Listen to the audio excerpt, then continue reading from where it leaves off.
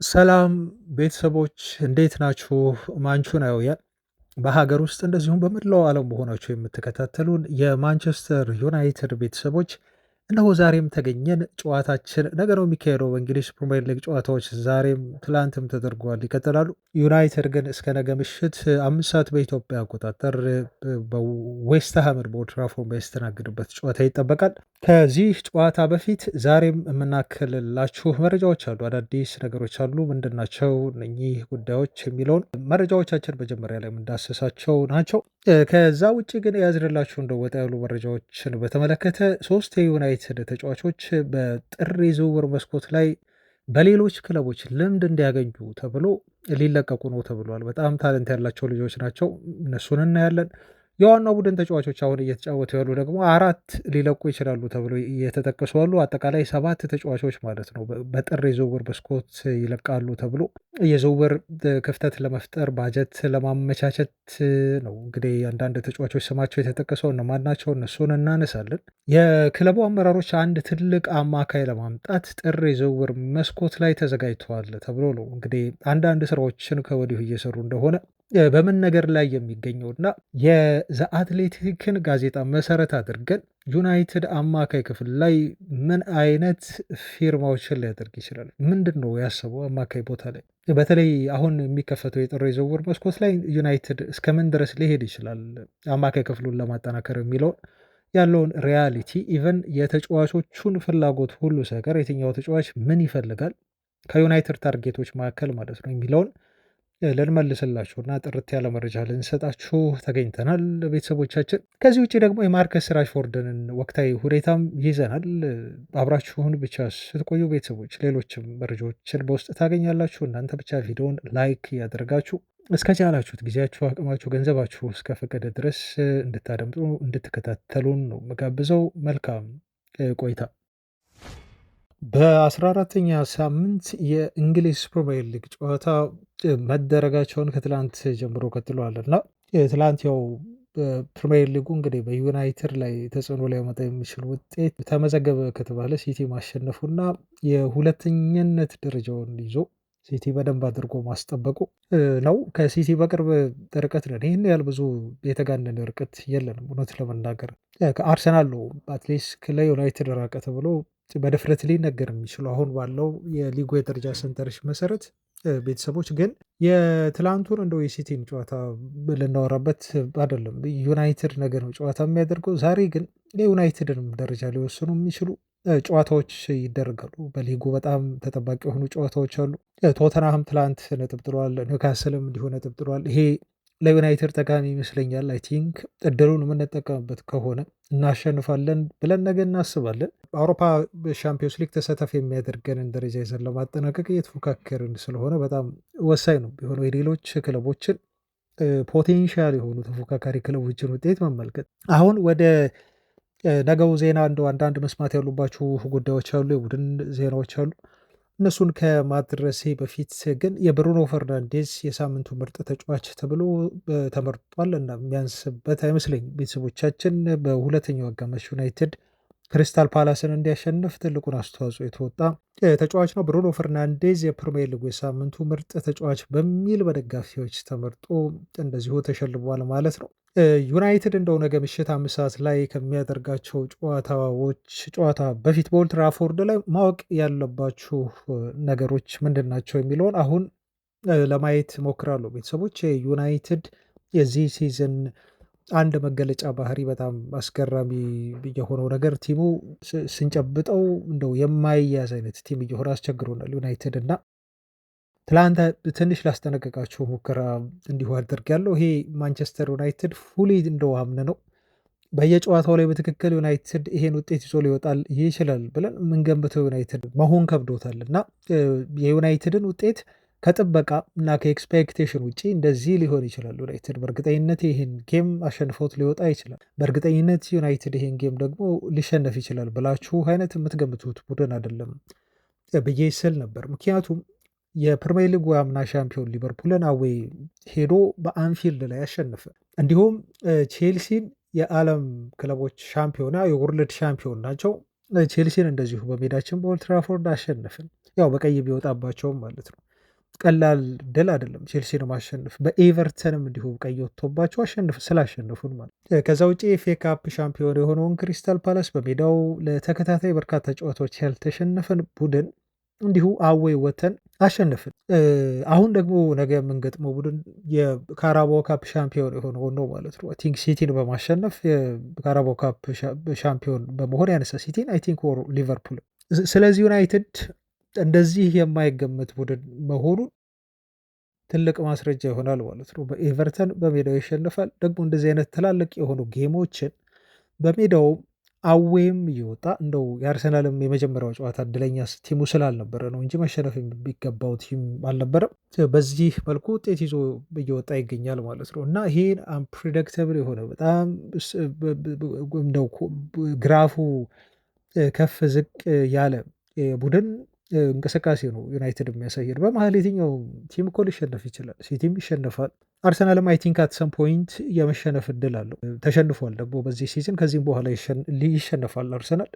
በመሀል ያጋጥማል። ቁርጥ ቁርጥ የምትል ነገር የፕሪሚየር ሊጉ ባህሪ ነው። እንዴት ስትረግል እያደረጉ እንደሆነ ትላልቆቹ ቲሞች ራሱ እያያችሁ ነው ቤተሰቦች። ሊቨርፑል በጣም ስትረግል እያደረገ ነው።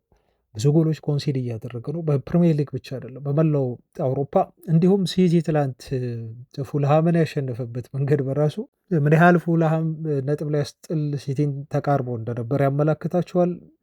ፕሪሚየር ሊጉ ጋርዲዮላ እንዳለው ፍጹም የሚገመት አይደለም። ለዋንጫ ተፎካካሪ ነው ብላችሁ የምትወስዱት እርግጠኛ ሆናችሁ ያነሳል ብላችሁ የምትሉት ቲም ኢቨን አርሰናልን ጨምሮ የለም እና ሁሉም ነገር በየጨዋታዎቹ የሚለዋወጥ የሚቀያየር ነው። ይሄን ሰፈር ማድረግ በአንዳንድ ጨዋታዎች ላይ እንደዚሁ ዩናይትድ ነጥብ ሊጥል የሚችልበት እንዲሁም ሊሸነፍ የሚችሉባቸው ጨዋታዎች እንዳሉ ይሄ የምንቀበለው የምናምነው ነገር ነው። ግን የዩናይትድ ደግሞ በጣም ፈጣን ነው። ከምንጠብቀው በላይ ፈጥኖ ዩናይትድ ወደ ማሸነፍ ይመለሳል። ከምንጠብቀው እንደዚሁ በላይ ፈጥኖ ደግሞ ይወድቃል በአንዳንድ ጨዋታዎች ላይ እና ይሄን ባህሪ ነው ሩበን አሞሪም አሁን መቅረፍ ማስተካከል የሚኖርበት ብዬ ነው እኔ በግሌ የማምነው። ትንሽ የሆነ ኮንስታንት የሆነ አቋም ውጤት እንዲያሳየን ቲሙ ከዚህ በኋላ በሚኖሩ ጨዋታዎች ይጠበቃል ማለት ነው።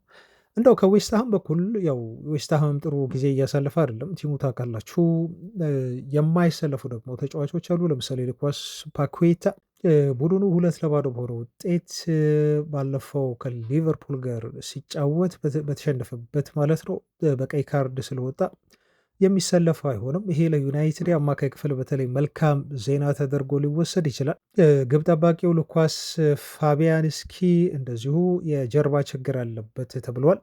ኦሊቨር ስካርለስም እንደዚሁ በትከሻ ጉዳት ምክንያት ጨዋታው ላይ አይኖርም ነው የተባለው እና እነኚህ ተጫዋቾች ወሳኝ የሆኑ የዌስትሃም ዩናይትድ ተጫዋቾች አይሰለፉም ማለት ነው። ይሄም ለዩናይትድ አንዱ አድቫንቴጅ ነው። በዩናይትድ በኩል ኩኛ ይመልሳል። ይሄም በጣም ጥሩ ዜና ነው። በተለይ ታይሚንጉ አሁን የአፍሪካ ዋንጫ እየተቃረበ ስለሆነ ወሳኝ የሆኑ ተጫዋቾቻችንን የምናጣበት ጊዜ ላይ ተጫዋቹ መገኘቱ ለዩናይትድ እንደ ጥሩ ዜና ሊወሰድ ይችላል ማለት ነው። አሁን በተለይ በአፍሪካ ዋንጫው ምክንያት ዩናይትድ ቁልፍ የሆኑትን ልጆች ሲያጣ ስቴፕ አፕ ማድረግ አለበት ኩኛ። በጣም ዩናይትድን እንደው መጥቀም ካለበት ያ ሁሉ ገንዘብ ዩናይትድ አውጥቶበት ልክ አንፊልድ ላይ እንዳሳየው አይነት ብቃት በነኛ በአፍሪካ ዋንጫ ልጆቻችን በማያደርጉት ቡሞና ዲያሎ አማድ በማያደርጉት ጨዋታ ላይ እሱ ስቴፕ አፕ አድርጎ በደንብ ራሱን ኤክስፕሬስ ማድረግ ይኖርበታል። ከኩኛ ከዚህ በኋላ ብዙ ነገር ነው የምንጠብቀው። አይ ቲንክ ራሱን ከጉዳት እንዲጠብቅ ሙሉ ፊት እንዲሆንና ልዩነት ተጽዕኖ ፈጣሪ ልዩነት አምጪ ተጫዋች መሆን መቻል አለበት ብዬ እኔ በግሌ አስባለሁ። አሁን ዌስትሃምን ይኸውላችሁ ቤተሰቦች ስንገጥም እንደው ይሆናል እያልኩ አይደለም፣ ግን አሞሪም የሚሸነፍ ከሆነ በዌስትሃም በማንቸስተር ዩናይትድ የአሰልጣኞች ታሪክ በጣም በፍጥነት 10 ጨዋታዎችን የተሸነፈ የመጀመሪያው አሰልጣኝ ይሆናል። በጣም መጥፎ ታሪክ ነው የሚሆነው ለሱ። 9 ተሸንፏል በኦልትራፎርድ ነው የምላቸው ቤተሰቦች። አሁን የሚደግም ከሆነ 10ኛው ነው የሚሆነው እንግዲህ ዌስትሃም ዩናይትድን የሚያሸንፍ ከሆነ ይሄ ታሪክ ደግሞ በፍጥነት ይሆናል ወይም መሆን አለበት ብዬ አላስብም። በጣም መራቅ አለበት። የኤቨርተኑ ሽንፈት ያልጠበቅነው ነው። ምን እንደተፈጠረ ስቲል ለእኔ ውስጤ ማመን የከበደኝ ውጤት ነው እና ምን እንደተፈጠረም በወቅቱ በጨዋታው ላይ ለምን በዛ መልኩ እንደተጫወቱ አላውቅም። በዌስትሃሙ ጨዋታ ላይ ግን ይሄ ይመዘገባል ብዬ አላስብም። ስለዚህ ሩበን አሞሪም ግን አንድ ጨዋታ ብቻ መሸነፍ ነው የሚበቃው። በዩናይትድ ታሪክ በጣም በፍጥነት ብዙ ጨዋታዎችን በመሸነፍ ማለት ነው። ምክንያቱም 9 ኦልሬዲ ኦልትራፎርድ ላይ ስለተሸነፈ ማለት ነው። እና ቤተሰቦች እንግዲህ ከነገው ጨዋታ በፊት ያሉ አዳዲስ ጉዳዮች እነኚህ ናቸው።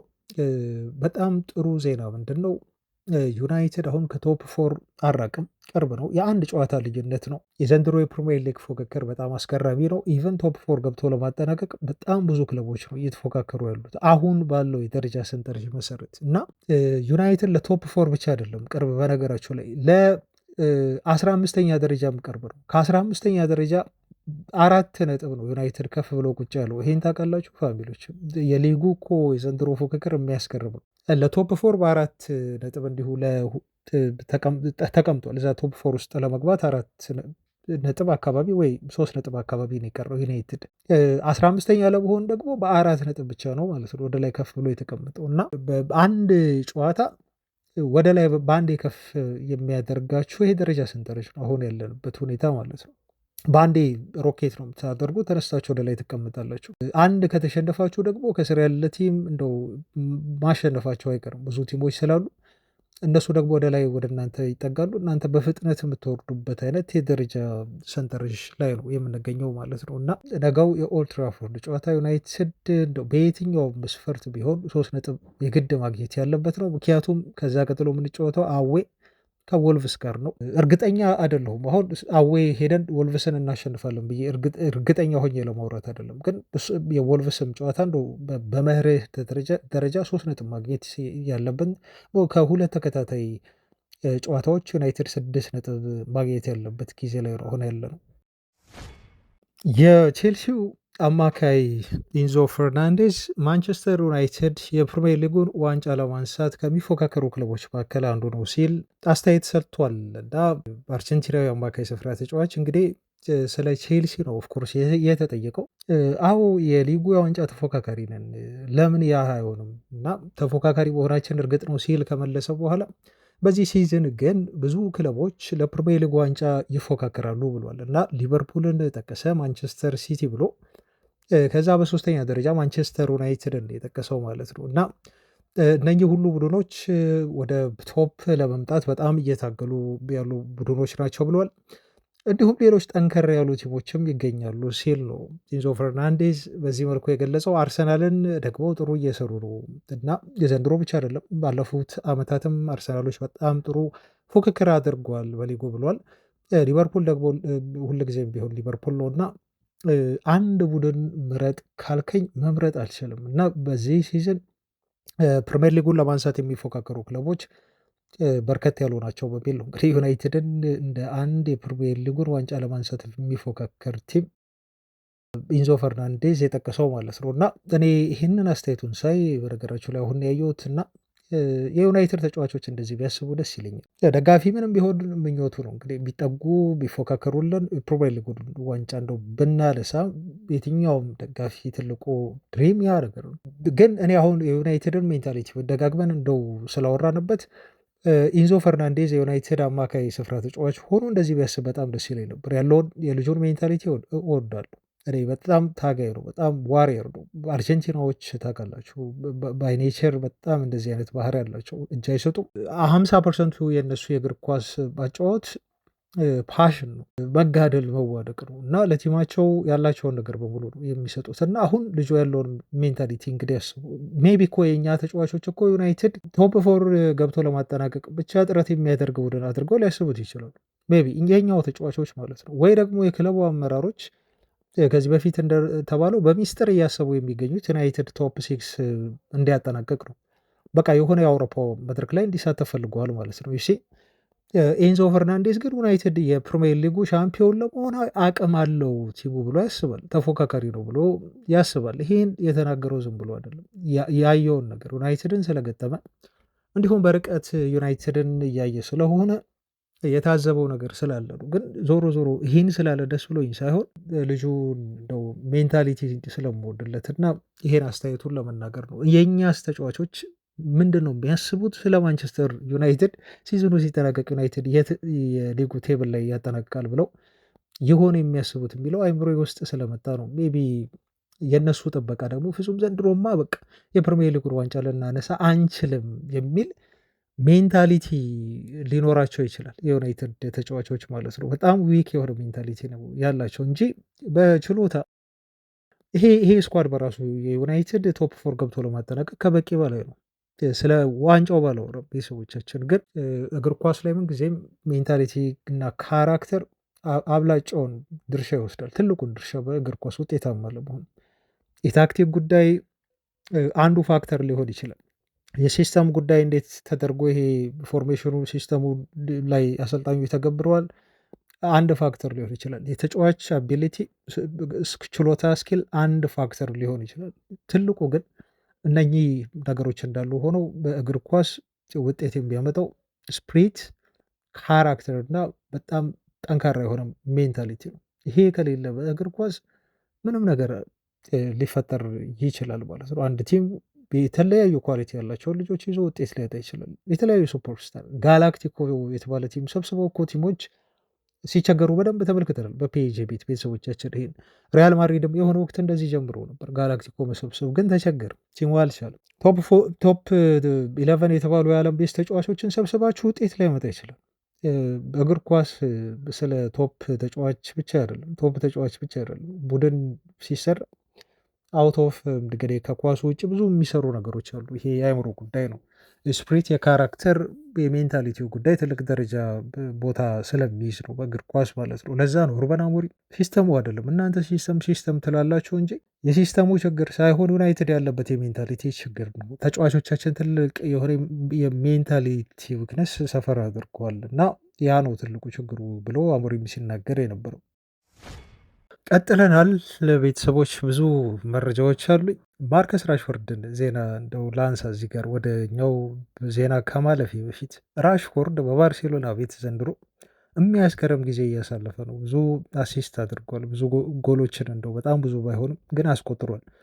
ብዙ አሲስት እና ጎል አለው። ኦፍኮርስ ግን ይሄ ልጅ አሁን በባርሴሎና ቤት ሁላችንም ኤክስፔክት የምናደርገው በጣም ደስተኛ ሆነው ባርሴሎናዎች የልጁን ኮንትራት አክቲቬት በማድረግ በ30 ሚሊዮን ዩሮ እንደሚያስፈርሙት የምንጠብቀው ልጁ እያሳየ ከነበረው ብቃት መነሳሳትና ንቃት አንጻር ለፍተዋል። በባርሴሎና ቤት በጣም ከፍተኛ የሆነ ጥረት ነው ያደረገው ማርከስ ራሽፎርድ። እኔ አዊሽ ተጫዋቹ በዩናይትድ ቤት ሳለ ግማሽ ያህል እንኳን በባርሴሎና ቤት የጣረውን ነገር ግማሽ ያህል እንኳን ቢተገብረው አሪፍ ነበር ብዬ አስባለሁ። ከዩናይትድ ለመልቀቅም ልጁ እንደዚህ አይገፋም ነበር እና ይሄ ቦምብ ስኳድ ብላብላ የሚባለው ችግር ውስጥ ከአሞሪም ጋር መጣላት ነገር ውስጥ አይገባም ነበር እና የሚያሳዝነው ዜና ግን ትላንት ከስፔን የተሰሙ ሪፖርቶች እንደሚሉት ከሆነ የባርሴሎና ቦርድ አሁን ተከፈለ ለሁለት። አንዳንድ የቦርድ አባላት አክቲቬት አድርገን ተጫዋቹን እናስፈርመው ደሞዙ ከፍተኛ 350 ሺህ ቢሆንም በሳምንት መፈረም አለበት ብለው ያስባሉ። አንዳንድ ደግሞ ግማሽ የባርሴሎና ቦርድ አባላት ተጫዋቹ በጣም ደሞዙ ከፍተኛ ነው ብለው ደሞዙን እንደ አንድ ምክንያት ያነሳሉ። ከደሞዙ ውጭ ደግሞ ራሽፎርድ ብዙ ጊዜ የሚታማበት ፕሬስ አያደርግም። ብዙ ጊዜ ፕሬስ ማድረግ ወይ አይወድም ነው እንግዲህ በጣም ሌዚ ነው ማለት ነው። በሌላ አነጋገር ጨዋታ ላይ ሜዳ ላይ ከገባ በኋላ ልጁ እንደው ኳስ ከተሰጠው በኋላ የራሱን ነገሮች ያደርጋል እና እንጂ ከኳስ ውጪ ያለው እንቅስቃሴ ኢፈርት የለውም። ጥረት አያደርግም ቲሙን ለመርዳት ፕሬስ በማድረግ በተለይ መከላከል ካስፈለገ በጣም ተመልሶ ልጁ አይከላከልም ነው። አሁን ይሄን እንግዲህ አሰልጣኞች እንዴት እንደሚያዩት አላውቅም። እኛ የምናየው ብዙ ጊዜ ራሽፎርድ እግር ስር ኳስ ከያዘ በኋላ የሚያደርጋቸውን ነገሮች ነው እና የፍጥነቱን ትሪኩን የሚመታቸውን ጎሎች እንዲሁም ፓስ የሚያደርጋቸውን ነገሮች እነኝህን ነው እኛ እንደ ተመልካች የምናየው። አሰልጣኞች ደግሞ እንግዲህ በጥልቀት የሚገመግሙት የተጫዋቹን ኦል ሜዳ ላይ ያለውን አስፔክት ነው ማለት ነው እና ቲሙ ኳስ ሲነጠቅ እንዴት አድርጎ ነው ማርከስ ራሽፎርድ የሚንቀሳቀሰው? እዚህ ጋር ራሽፎርድ ብቻ አይደለም ብዙ በተለይ አንዳንድ የእንግሊዝ ተጫዋቾች ችግር አለባቸው። በጣም የጓቸው ከፍተኛ ነው ወይ ደግሞ ኳስ እንዲሰጣቸውና ኳስ ይዘው የሆነ ነገር መፍጠር ብቻ ነው እንጂ የሚፈልጉት ከኳስ ውጪ የቲሙ መከላከል እንቅስቃሴ ላይ መሳተፍ አይፈልጉም እና ይሄን እንደ አንድ ምክንያት አነሱበት ነው የተባለው። እና ልጁ አሁን ቤንች ሆነ። ለአራተኛ ተከታታይ ጨዋታ ነው ትላንት ቤንች ሲሆን ማለት ነው። አትሌቲኮ ማድሪድን ሲያሸንፉ በሜዳቸው አይ ቲንክ በ61ኛው ደቂቃ ላይ ነው ተቀይሮ የገባው። ኦልሞን ቀይሮ ገብቷል ራሽፎርድ። አሁን ግን በቃ በተከታታይ ቤንች መሆኑ ደግሞ እርግጥ ነው። ምክንያቱም የባርሴሎና ምርጡ ተጫዋች ኢፌክቲቭ የሆኑ ጎል በማስቆጠር አሲስት በማድረግ ኮንስታንትሊ ዲሊቨር እያደረገ ያለ ተጫዋች ራፊና ነው። ተመልሷል። ትላንት ጎል አስቆጥሯል። ራፊና ስለተመለሰ ደግሞ አሁን ቦታውን ለቋል ማለት ነው። ለዛ ነው ቤንች የሆነው። ስለዚህ ማርከስ ራሽፎርድ ምንጊዜም ቢሆን ራፊሂና በመጎዳቱና ከቡድኑ በመራቁ የተሰጠውን እድል ተጠቀመ። ራሱን በደንብ አድርጎ ኤክስፕሬስ አድርጎ አሳያቸው። ግን የሚፈልጉት አይመስልም ማለት ነው። ባርሴሎናዎች ወደ ዩናይትድ ይመልሱታል ብሏል ዘ አትሌቲክ የተባለው ጋዜጣ ነው ይሄን ያለው። ትላንት ዲያጎ ሲሞኔ ጨዋታው ካለቀ በኋላ እኔ አልገባኝም እንዴት ራፊሂና ባለንዶር እንዳላሸነፈ ግልጽ ሊሆንልኝ አልቻለም ሲል ሁሉ ያደነቀው ማለት ነው። እና ራፊሂናን ማስቀመጥ ይከብደዋል በባርሴሎና ቤት ራሽፎርድ። ስለዚህ ዩናይትድ አሁን ይሄ ልጅ በቀጣይ ሌላ አዲስ ገዢ ክለብ ሊመለከትለት ይችላል። ሌሎች የሚፈልጉት ብዙ ክለቦች አሉ እነ ባየር ሙኒክ እና እነ ፒኤስጂ እየተባለ ነው። ስለዚህ ማርከስ ራሽፎርድ በባርሴሎና ቢጥርም እኔ አዊሽ እኮ ቢመለስና ዩናይትድ ቤት እንደዛ ጠንክሮ ቢሰራ አሁን ባርሴሎና ቤት ያደረገውን ነገር ጠንክሮ ቢሰራ ጥሩ ነበር። ግን ከሩበን አሞሪም ጋር ያላቸው ሪሌሽንሽፕ አይ ቲንክ በጣም የተበጠሰ ይመስለኛል። ፍጹም ይሄ ብሬክ ያደረጉበት መንገድ አላቅም ከጀርባ ምክንያት እንዳላቸው ግን ፍጹም የማይጠገን እንደሆነ ነው የተነገረው። ስለዚህ ማርከስ ራሽፎርድ ባርሴሎና ከባርሴሎና ሊመለስ ይችላል። የመመለስ እድሉ ሰፊ ነው። ለዩናይትድ ደግሞ የመጫወት እድሉ በጣም ጠባብ ነው። ስለዚህ ተመልሶ ሊለቅ ይችላል ማለት ነው ከዩናይትድ። ወደ ሶስት ተጫዋቾች ዜና ደግሞ እናምራ።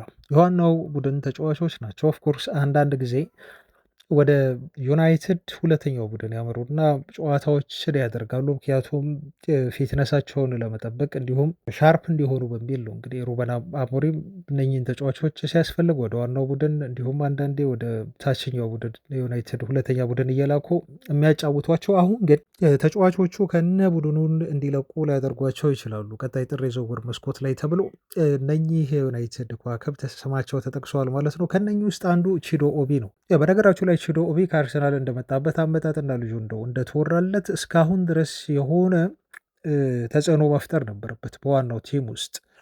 ዩናይትድ አጥቂ ያስፈልገው ነበረ። ልጁ ግን በሚፈልገው ደረጃ ሬዲ እንዳልሆነ በአንዳንድ ጨዋታዎች ላይ እንደዚሁ አሳየን። ዩናይትድ አሁን ያሰበው ምንድን ነው?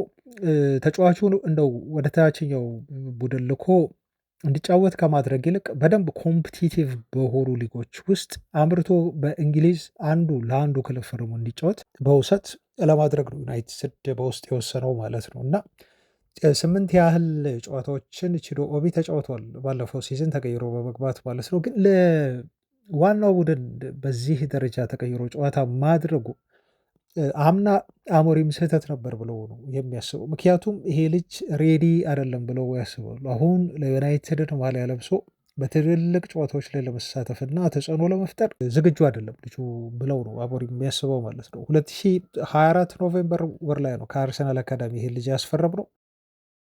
ተጫዋቹ ገና በ17 ዓመቱ ነው። ኦፍኮርስ በ17 ዓመታቸው ትላልቅ ተጫዋቾች አሉ በዚህ ሰዓት ላሚን ያማልን መጥቀስ እንችላለን። ከእንደገና የባየር ሙኒኩንም አሁን አውሮፓ ቻምፒዮንስ ሊግ አርሰናል ጎል ያስቆጠረውን ልጅ መጥቀስ እንችላለን። 17 ዓመት ዕድሜ በዚህ ሰዓት በእግር ኳስ ልጅ የሚያስብል አይደለም። የቼልሲውን ስቴቫውን ተመልክታችኋል ቤተሰቦች። እና ታለንቱ ካለ ምንጊዜም ቢሆን ሩሙ ይኖራል፣ እድሉ ይኖራል። ቺዶ ኦቢ ግን ይሄን አላስመሰከረም። ራሱን አሰልጣኙን ኮንቪንስ ማድረግ አልቻለም በዩናይትድ ዋና ቡድን ውስጥ ለመጫወት ማለት ነው። ልክ አሁን እንደጠቀስኩላቸው ተጫዋቾች በዛ ምክንያት ከዩናይትድ 21 ዓመት ቡድን ይልቅ ተጫዋቹ ለሌሎች ክለቦች ተሰጥቶ ራሱን በደንብ አድርጎ ቢመለከትና ልምድ ቢያገኝ የሚል ውሳኔ ላይ ደርሰዋል ተብሎ ተገልጿል። ለዩናይትድ የታችኛው ቡድን እስካሁን ድረስ 5 ጎሎችን አስቆጥሯል በ13 ጨዋታዎች ማለት ነው። እና ተጫዋቹ ሊንክ አፕ ፕሌውን እንዲሁም ማሻሻል አለበት ተብሎ ተጠቅሷል። እንዲሁም ሻርፕነሱ ልጁ በጣም ቀልጣፋ መሆን መቻል አለበት ተብሎም ተጠቅሷል። አንዳንድ ጊዜ የተፈጥሮ ተክለ ሰውነትም ነው መሰለኝ እንደሱ ያሉ ረጅም የሆኑ ተጫዋቾች ሼሽኮንም ጨምሮን የማይበት ድክመት ነው። ቅልጥፍና የላቸው ቅልጥፍና ስል ነገሮችን በፍጥነት የመከወን ማለት ነው። ኳስ ኮንትሮል ካደረጉ በኋላ በጣም ፋስትሊ ተርን አራውንድ ለማድረግ የሆነ ሙቭ ለማድረግ ይዘገያሉ፣ ወይ የሆነ ውሳኔ ለመስጠት ይዘገያሉ። እግራቸው ይከብዳቸው ይሆናል መሰለኝ። እንደዚህ በጣም ግዙፍ የሆኑ ረዘም ያሉ ተጫዋቾች ምናልባት የጭንቅላት አይነት ኳሶች ካልሆኑ ወይ በጣም ዘገምተኛ የሆነ ሊግ ካልሆነ በፈጣን ሊግ ውስጥ ፈጣን የሆነ ውሳኔ ለመወሰን ሰውነታቸው ቦዲ ስትራክቸራቸው የሚያስቸግራቸው ይመስለኛል። እና ይሄንን ተጋፍጦ ማለፍ ነው ማለት ነው ለእነኚህ ሁለት ተጫዋቾች ለሼሽኮም ቢሆን በጣም ወሳኝ የሚሆነው እና ልምዱን እንዲያገኝ ተብሎ አሁን ወደ ናሽናል ሊግ ክለቦች ሊላክ ነው ተብሎ ኦቢ ተገልጿል። ሁለተኛው ሄቨን ነው። ሄቨንም ጥሩ የሆነ ታለንት ያለው ልጅ ነው። ይሄ ታውቃላችሁ ገና 19 ዓመቱ ነው። በሩበን አሞሪም ስር በተለይ አምና በጣም ጥሩ ተስፋ የሚጣልበትን እንቅስቃሴ ማድረግ ችሏል።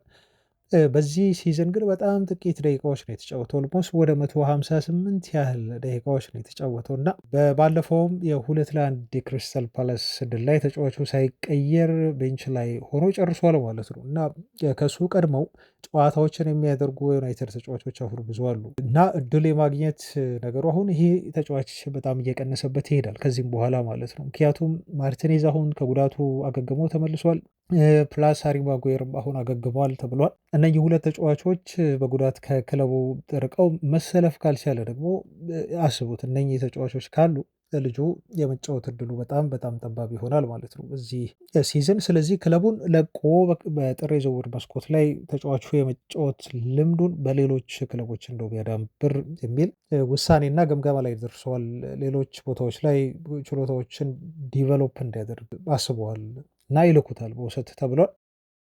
ሶስተኛው ስለ ዲያጎ ሊዮን ነው። ዲያጎ ሊዮንን አውርቻቸዋለሁ አንድ ዜና ከዚህ በፊት ወደ ፈረንሳይ ኒስ ወደ ተባለ ክለብ ተጫዋቹን ሊልኩት ተቃርበዋል ነው የተባለው እና የነየ ልጆች ዩናይትድ ቤት ውስጥ ቤንች ሆኖ ከዋናው ቲም ጋር ልምምድ ከመስራት ይልቅ ይበልጥ ውጭ ወጥተው ራሳቸውን እንዲያሳድጉ ይፈልጋሉ። ምክንያቱም በውሰት የሰጧቸው ባለፈው ክረምት ላይ ተጫዋቾች ለውጥ ሲያመጡ አይተዋል። ለምሳሌ አንደኛው ግብ ጠባቂው ራዴክ ቪቴክ ነው። ይሄ ግብ ጠባቂ የፉልባክ ተጫዋች ሃሪ አማስ ነው ካስታወሳችሁት።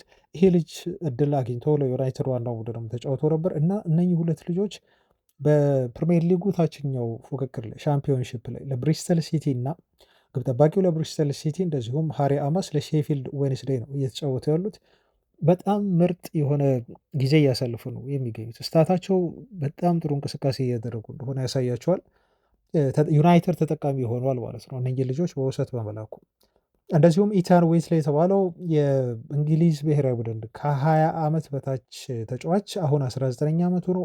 3 ጎሎችን አስቆጥሮ እንደዚሁም 2 አሲስት አድርጓል ማለት ነው እና በሊግ ዋን ሳይድ ነው እየተጫወተ የሚገኘው። 17 ጨዋታ በአጠቃላይ አድርጎ ለኖርዛምፕተን ቶን ለሚባል ክለብ ማለት ነው። ይሄም ልጅ ጥሩ ጊዜ እያሳለፈ ነው። ስለዚህ ልክ ቅድም የጠቀስኩላቸው ተጫዋቾች የነኝህን ተጫዋቾች ልምድ በመውሰድ በሌሎች ክለቦች ላይ እንዲሁ ችሎታቸውን እድገታቸውን እንዲያስከትሉ ዩናይትዶች ፈልገዋል ተብሏል። ጃክ ፍሌቸር እና ሼል ሌሲ የተባሉ ልጆች ግን አሁንም በዩናይትድ ዋናው ቲም ውስጥ ልምምድ እየሰሩ ይቀጥላሉ።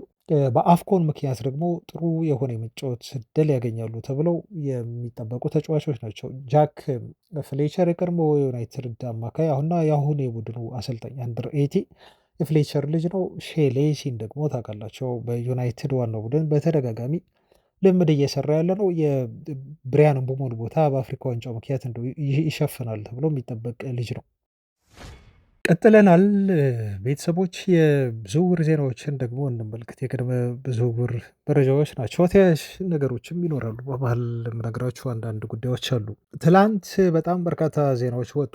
ማንቸስተር ዩናይትድ አመራሮች አሁን ቀጣይ ጥር የዝውውር መስኮት ላይ ትልቁ ዜና ይሄ ነው። ለ4 ተጫዋቾች የሚቀርብላቸውን የዝውውር ጥያቄ ያደምጣሉ ተብሎ መረጃው ወጣ። ቅድም የነገርኳቸው አሁን የውሰት ነው፣ ይሄ ተጫዋቾችን ለማሳደግ በሚል ማለት ነው። ይሄ ግን የእነኝህን ተጫዋቾች ሽያጭ በመከወን ወይም ደግሞ የእነኝህን ተጫዋቾች ከቡድኑ የደሞዝ ቢል በመቀነስ ሌሎች ተጫዋቾችን ለማምጣት የሚደረግ ጥረት አንዱ አካል ነው ማለት ነው እና ዋናውን ቡድን ለመገንባት የሚደረግ ጥረት ሂደት ነው። ኮቢ ሜኖ ተጫዋቾቹ እነኚህ ናቸው። ጆሹዋ ዘርክዚ፣ ማኑኤል ኦጋርቴ እና ታይለር ማሌሲያ።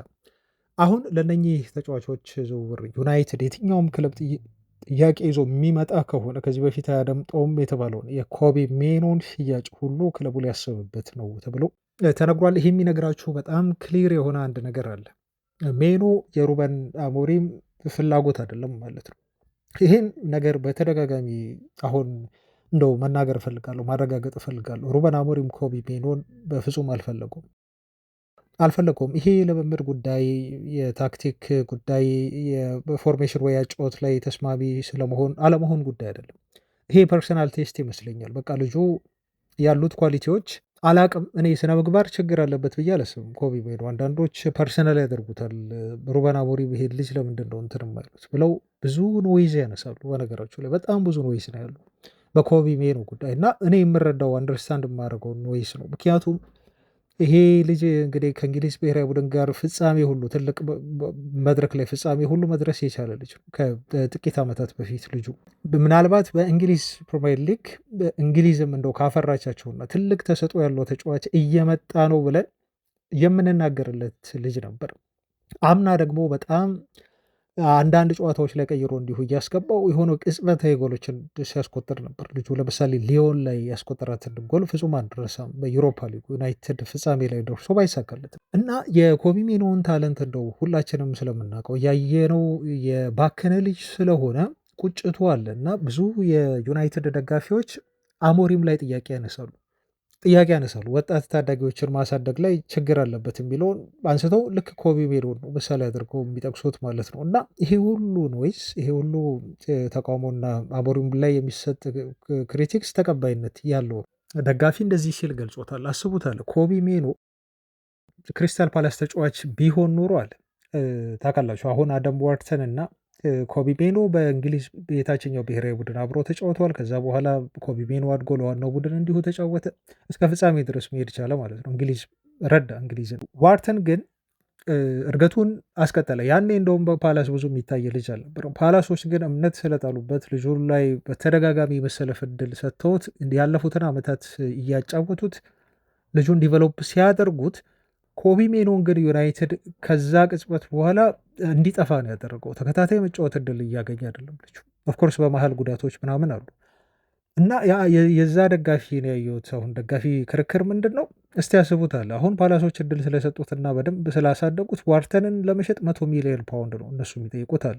እኛ ግን በወቅቱ ከዋርተን ሁሉ በልጦ ሲታወቅ የነበረው ኮቢ ሜይኖ እጃችን ላይ ይዘን 100 ሚሊዮን ፓውንድ ለዋርተን ለመክፈል አሁን ጥረት እናደርጋለን አለ እና ኮቢ ሜይኖ የክሪስታል ፓላስ ተጫዋች ቢሆን ብላችሁ በዚህ ሰዓት አስቡት እና ዩናይትድ ይሄኔ ለሜይኖ የፓላስ ተጫዋች ቢሆን 80 እና 100 ሚሊዮን ፓውንድ ካልከፈልኩ የሚል ክለብ ነው እና ይሄ ትልቅ የዩናይትድ ችግር ነው ብሎ ነበር እንደ አንድ ምሳሌ ያነሳው እና ብዙዎችም ይሄን ሀሳብ ተቀብለውታል። ምናልባት ሜይኖ የፓላስ ተጫዋች ቢሆን ኖሮ ከዚህ ይበልጥ እድገቱን አሳይቶ ልጁ ላይ ዩናይትድ ይሄን ገንዘብ ይከፍላል ብለው ማለት ነው እና የሜይኖ ጉዳይ ያሳዝናል እውነት ለመናገር ዩናይትድም ቢለቅ ይሻላል። እኔ ከዚህ በፊትም ብዬዋለሁ። አሞሪም የመጫወት እድል አይሰጠውም። አሁን ኦፍኮርስ በተደጋጋሚ እያሳየ ነው የሚገኘው።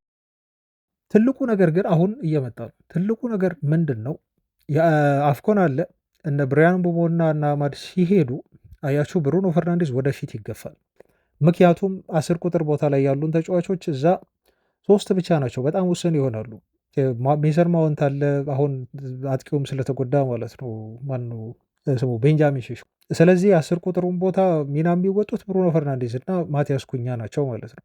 ከዛ በኋላ ያለው የፊት መስመሩ ሀሰተኛ 9 ቁጥር እሱን ዜርኪዚም ሊሆን ይችላል፣ ሜሰን ማውንትም ሊሸፍኑት ይችላሉ እና ብሩኖ ፈርናንዴዝ ግዴታ በተጫዋቾቹ አለመኖር ምክንያት ወደፊት ስለሚገፋ አሁን ኮቢ ሜይኖ ምናልባት አማካይ ቦታ ላይ ከካሳሜሮ ጋር ተጣምሮ ሊጫወት የሚችልበት እድል ይኖራል። ግን እርግጠኛ አይደለሁም። አሁንም ቢሆን እንደው የአፍሪካ ዋንጫ ጥሩ ኦፖርቹኒቲ አሁን የቤንጃሚን ሼሽኮ መጎዳት ለዘርክዚ ጥሩ እድል እንደከፈተው ሁሉ የአፍሪካ ዋንጫውም ለሜይኖ ጥሩ እድል ይሰጠዋል፣ ይከፍትለታል ብዬ እኔ በግሌ ያስባለሁ። ግን ጋራንትድ አይደለም። አሁን አሞሪም አመቱን ሙሉ ሲዝኑን ሙሉ እያሳየኝ ካለው ኮቢ ላይ የያዘው አቋም አንጻር እርግጠኛ ሆኜ ያሰልፈዋል ከካሳሚሩ ጋር አማካይ ስፍራ ላይ ብዬ መናገር አልችልም እና ወደፊት እሱን አብረን እናያለን። ግን እድሉን የሚሰጠው ከሆነ ያኔ ኮቢ ሜይኖ ራሱን ማሳየት መቻል አለበት እና አሞሪም ልክ አይደለም ልክ አልነበረም ይሄ ልጅ ቤንች ማድረጉን የሚለው ራሱን ለማስመስከር እንደው በደንብ አድርጎ ያን ኦፖርቹኒቲ መጠቀም መቻል አለበት ማለት ነው። ያን የማያደርግ ከሆነ በቃ ኢትስ ኦቨር ማለት ነው። ይሄ አንዱ ጉዳይ ነው እና ኮቢ ሜኖን ለሽያጭ ቢያቀርቡት ብዙ አይገርመንም። የዘርክዚም ጉዳይ ተመሳሳይ ነው። ቤተሰቦች የኡጋርቴም ጉዳይ ልጁ ኦልሞስት በቃ ነን ኤግዚስታንት ነው ለኔ።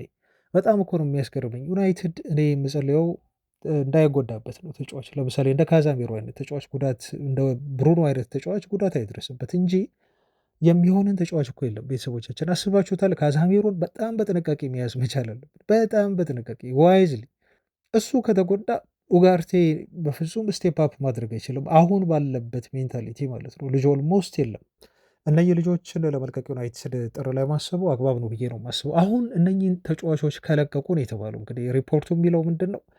ዩናይትድ ጥር የዝውውር መስኮት ላይ ትልቅ የሆነ አማካይ ተጫዋች ያስፈርማል ብሎናል ሪፖርቱ። ይለቃሉ አይለቁም የሚለውን አብረን እናያለን። በውሰት የመልቀቅ እድል ይኖራቸዋል እነኚህ ተጫዋቾች። ዩናይትድ ከለቀቃቸው ደግሞ ያው የተለመዱ ስሞች አሉ፣ ሁልጊዜም ቢሆን ደጋግመው የሚጠቀሱ አንዳንዴ በጣም አሰልቺ ይሆናሉ። እነኚህ ስሞች በተደጋጋሚ ከዩናይትድ ጋር ከመገለጻቸው የተነሳ ማለት ነው። ለምሳሌ እና አዳም ዋርተን አለ፣ አሁንም አንደኛ ነው እሱ በዩናይትድ የግዢ ዝርዝር ውስጥ ያለ ነው። ፕላስ ካርሎስ ባሌባ አለ፣ የተለመደው ስም ነው። ከዛ በኋላ አንደርሰን ነው፣ ኢሌት አንደርሰን ፎረስቶ ማለት ነው። እና ከነኚህ ሶስት ተጫዋቾች አንዱን ዩናይትድ ያመጣል ነው ከዚህ በፊት ሲነገረን የነበረው ነገር። ዩናይትድ ጥር የዝውውር መስኮት ላይ እነኚህ ልጆች አፎርድ ማድረግ አይችልም። ትልቅ የዝውውር በገንዘብ ስለሚጠይቁ ክለቦቹም ለመሸጥ ሄዚቴት ስለሚያደርጉ ዩናይትድ አያመጣቸውም ነው።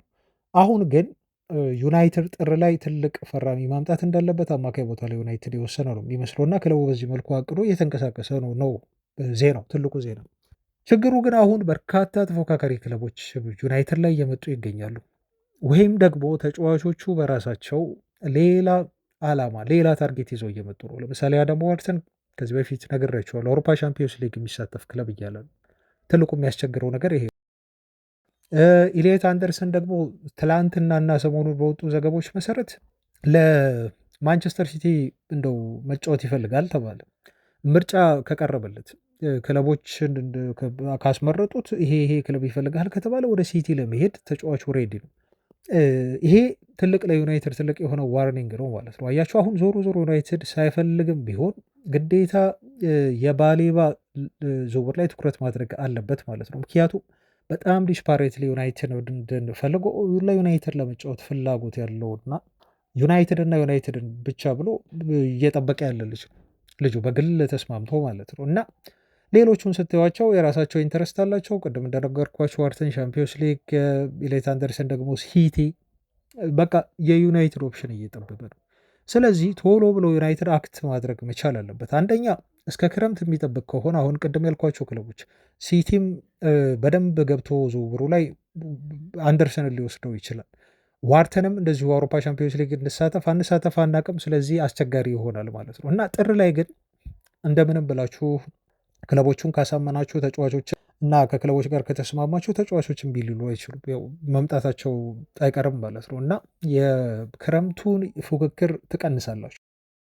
ግን ትልቁ ችግር አሁንም ጥር ላይ ዩናይትድ ሲወጣ ከፍተኛ ብር ይዞ መውጣት አለበት እየተባለ ያለው ለነኚህ ተጫዋቾች ስቲል 80 ነው ትንሹ እየተጠራ ያለው ከ80 እስከ 100 ይህን ያህል ገንዘብ ነው የሚፈልጉት ባሌባ ስቲል አሁንም ብራይተኖች ወደ 100 ሚሊዮን ፓውንድ ነው የሚፈልጉት ነው የተባለው። በቃ ልጁ አውቆ ሆን ብሎ ከአቅም በታች እየተጫወተ እንደሆነ ተረድተዋል። የልጁን እንቅስቃሴ እንደ ሴራ ነው ያዩት። አትሌቲክ እንደውም በጣም ሰፊ የሆነ ዘገባ ይዞ ወጥቶ ነበር እና ልጁ ምን ያህል በዚህ ሲዝን ባደረጋቸው ጨዋታዎች ላይ እንደወረደ የአምናውን ስታት ይዞ ወጥቶ ማለት ነው እና በ50 ራሱ የሚያወጣ ልጅ አይመስልም።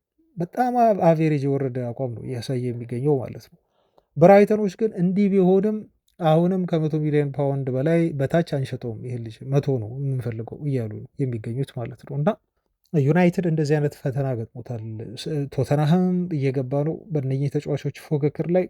ዞሮ ሻጭ ክለቦች አሁን በዚህ ሰዓት በጣም ደስተኛ ሆኖ ነው የሚጠብቁት ማለት ነው ቀጣይ የዝውውር መስኮቶችን። ምክንያቱም ሚሊየን ፓውንዶችን ሊያፍሱ ስለተዘጋጁ። ለዩናይትድ የሚበጀው ጥር የዝውውር መስኮት ላይ አትሊስት አንድ አማካይ ዩናይትድ ማምጣት መቻል አለበት። ከዛ ክረምቱን እንደምንም በትልቅ ባጀት ብዙ ለውጦች ስለሚኖሩ የአውሮፓ ተሳትፎውንም ዩናይትድ የሚያስፈርመውን ሌላ አንድ ተጨማሪ አማካይ በደንብ ተረጋግቶ ማየት ይችላል ማለት ነው።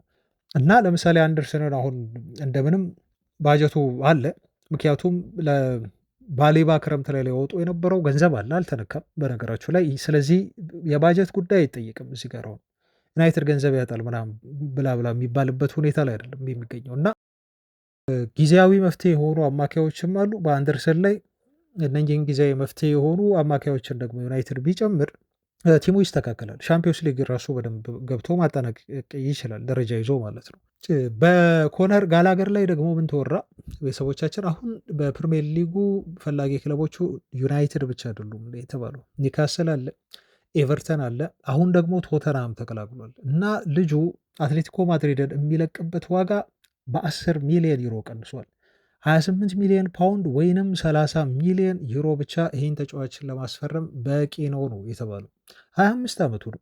የፕሪሚየር ሊግ በቂ የሆነ ልምድ አለው ልጁ። ለቼልሲ ለፓላስ ተጫውቶ ከዚህ በፊት አሳልፏል። ለእንግሊዝ ብሔራዊ ቡድንም ሳይቀር መጫወት የቻለ ልጅ ነው እና ይሄ ልጅ ታዲያ በ28 ሚሊዮን ፓውንድ ቋሚ ዝውውር ከተገኘ ዩናይትድ ለምንድን ነው እድሉን ማይጠቀም? ለምንድን ነው ዩናይትዶች ይህን ልጅ ቀጣይ ጥር የዝውውር መስኮት ላይ ማያስፈርሙት የሚለው ትልቁን የምማነሳው ጥያቄ ነው። ምክንያቱም ቅድም የነገርኳችሁን ተጫዋቾች ማስፈረም ከባድ ስለሆነ ቺፕ የሆነ ኦፕሽን ነው። ጊዜያዊ ብዬ እንኳን አልለውም። 25 ዓመቱ ነው። በደንብ የሊጉ ልምድ አለው። ዩናይትድ ቤት መጥቶ እንደው ከልጆቹ ጋር ከተግባባ በደንብ ከተዋሃደ ኮነር ጋላገር ጥሩ ነገር ሊያደርግ ይችላል፣ ሊያሻሽለው ይችላል የዩናይትድን አማካይ ክፍል። የጎሜዝም ጉዳይ እንዳለ ነው። ይህም ልጅ ወደ 40 ሚሊዮን ፓውንድ የሚገኝ ልጅ ነው እና አማካይ ክፍሉን ካልጠገነን ስለ አውሮፓ መድረክ ማሰብ የለም ጥር ላይ። ይሄን አመራሩ እንግዲህ የሚረዳው ነው የሚመስለኝ እና የሆነ ነገር እንደሚያደርጉ በጊዜያውም ይሁን ብቻ በትልቅ አንድ ዝውውር ወይም ሁለቱንም በመፈጸም የሆነ ሰምቲንግ ነገር እንደሚያደርጉ ብቻ በግሌ እጠብቃለሁ። አለበለዚያ በዚህ ሁኔታ ዩናይትድ አይዘልቅም፣ ተፎካካሪ ሊሆን አይችልም። የዩናይትድ አማካይ ክፍል አሁንም ችግር ያለበት ነው፣ በትልቁ መሻሻል ያለበት ቦታ ነው። በብዙ ምክንያቶች ቅድም በነገርኳቸው በኮቢ ሜኖ፣ በማኑኤል ኡጋርቴ፣ በካሳሜሮ ኮንትራት መጨረስና እንደው ከዩናይትድ ለመልቀቅ ኦልሬዲ የተዘጋጀ ልጅ ነው፣ መተካት አለበት። ስለ ብሩኖ ፈርናንዴዝ ቆይታም አናውቅም እኮ ቤተሰቦቻችን። ስለዚህ ዩናይትድ ኢቨን አንድ አማካይ አይደለም በርካታ አማካዮች ነው የሚያስፈልጉት እና ይሄን ይመስላል ትላንትናና ዛሬ የወጡ የቅድመ ዝውውር ዜናዎችን በተመለከተ ቤተሰቦች ያሉኝ መረጃዎችም ይሄን ይመስላሉ።